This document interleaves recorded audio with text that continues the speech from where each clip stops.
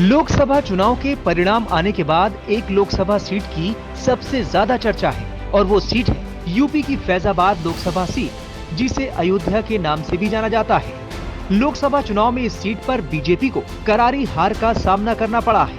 यहाँ बीजेपी के लल्लू सिंह हार गए, जबकि समाजवादी पार्टी के अवधेश प्रसाद को ऐतिहासिक जीत मिल गई। जिस अयोध्या में राम मंदिर की प्राण प्रतिष्ठा हुई, बरसों राम मंदिर आंदोलन चला, उसी अयोध्या में बीजेपी की हार हो गई। नतीजों के बाद सभी हैरान रह गए कि भला बीजेपी अयोध्या में कैसे हार सकती है। फैजाबाद लोकसभा सीट पर बीजेपी की हार की हर तरफ चर्चा है। सोशल मीडिया पर कई लोग तो खुलकर अयोध्या की जनता को ही कोस रहे हैं और नाराजगी व्यक्त कर रहे हैं। यही वजह है कि समाजवादी पार्टी के नेता अवधेश प्रसाद चर्चा में बने हुए हैं।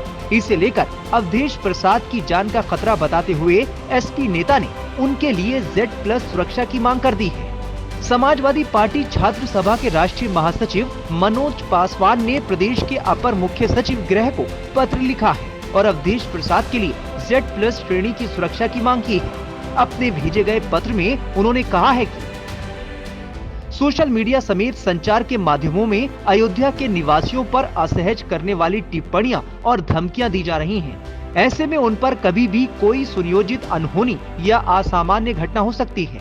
पूर्व में भी इस प्रकार की घटनाएं हो चुकी हैं। अंततः अवधेश प्रसाद को सुरक्षा की दृष्टि से Z+ सुरक्षा प्रदान की जाए।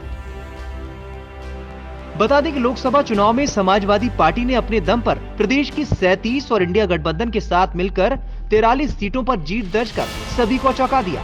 इस परिणाम से एक तरफ जहां समाजवादी पार्टी को संजीवनी मिली है, वहीं बीजेपी की सीटें यूपी में सिमट कर 33 रह गए।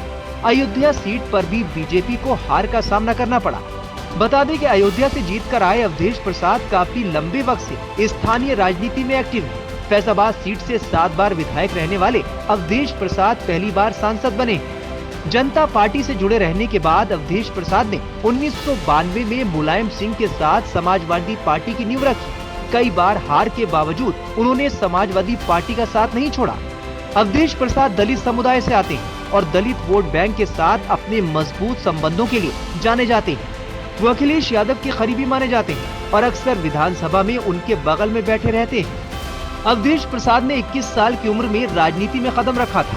लखनऊ विश्वविद्यालय से लॉ की पढ़ाई करते वक्त अवधेश को आपातकाल में जेल जाना पड़ा। इसी दौरान उनकी मां का निधन हो गया, लेकिन उन्हें जेल से बेल नहीं मिली और वो मां के अंतिम संस्कार में शामिल नहीं हो सके थे। पिता की मौत के दौरान भी वो अमेठी की मतगणना में व्यस्त थे और उनके अंतिम संस्कार में नहीं जा सके थे। टाइम्स नाउ नवभारत डिजिटल की रिपोर्ट।